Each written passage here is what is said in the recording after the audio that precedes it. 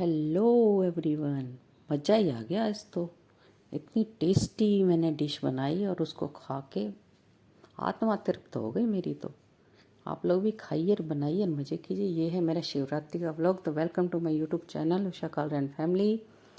और ये मैं नहा धो के तैयार हो गई थी अच्छे से। मैंने सिंदूर वगैरह लगा लिया था, हरी हरी चूड़ियाँ भी पहनी थी और मंगलसूत्र वगैरह पहन के मैं रेडी हो गई थी शिव जी भगवान की पूजा करने के लिए। मैंने घर पर ही ये पूजा की थी क्योंकि मैंने घर पर ही छोटे से क्रिस्टल के भोले बाबा का जो प्रतीक होता है शिवलिंग, वो मैंने बैठा रखा है। तो मैंने अपने घर पर ही तसल्ली से पूजा की क्योंकि मंदिरों में होती है बहुत ज़्यादा भीड़। तो भीड़ में पूजा करने का मज़ा नहीं आता। इस बार मैंने सोचा कि भीड़ में जाने से अच्छा है कि अपने घर पर ही तसल्ली से पूजा की जाए। तो मैंने जो जो सामग्री मेरे पास थी वो सब मैंने तसल्ली से चढ़ाई और भोले बाबा को अच्छे से मनाया, अच्छे से पूजा की। फूल वगैरह सब मेरे गार्डन में लगे थे, मैंने वहीं से लेके पूजा की। फिर मैंने जोत बत्ती लगाई, दो बत्ती लगाई और अच्छे से भोले बाबा को मनाया। और उसके बाद मैंने की आरती।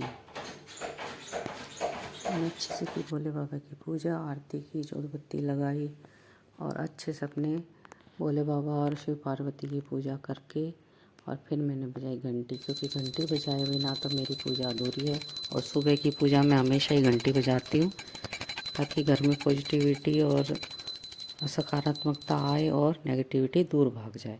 इसलिए ही घंटी या मंदिर में घंटी बजाई जाती है, इससे कि जो नेगेटिविटी होती है वो अपने आप ही उस शोर से अपने आप ही वाइब्रेशन इतनी अच्छी होती है घंटी की कि उससे दूर भागती है। और उसके बाद दिन में मैंने कोई रिकॉर्डिंग वगैरह नहीं की थी, मैंने ये शाम की है। शाम को मैंने बनाया था भगवान जी को भोग लगाने के लिए प्रसाद। मैंने बनाया था साबूदाना खिचड़ी, तो मैंने उसी का ही भोग लगाया अपने भगवान जी को।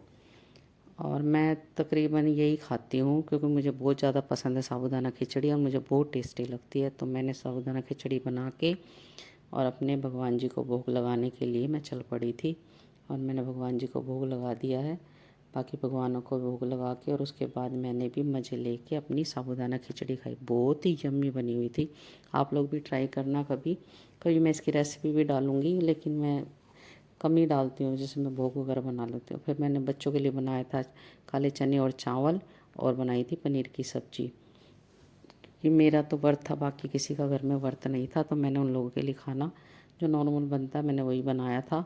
फिर मैंने बनाई पनीर की सब्ज़ी क्योंकि काले चने खा लेते हैं बच्चे, लेकिन कई बार ये है कि भाई कुछ घर में काले चने नहीं खाना पसंद करते, तो उनके लिए मैंने पनीर की सब्ज़ी और रोटी भी बना दी थी। और ये मेरा छोटा सा व्लॉग है। मिलते हैं नेक्स्ट व्लॉग में। ओके जी, बाय।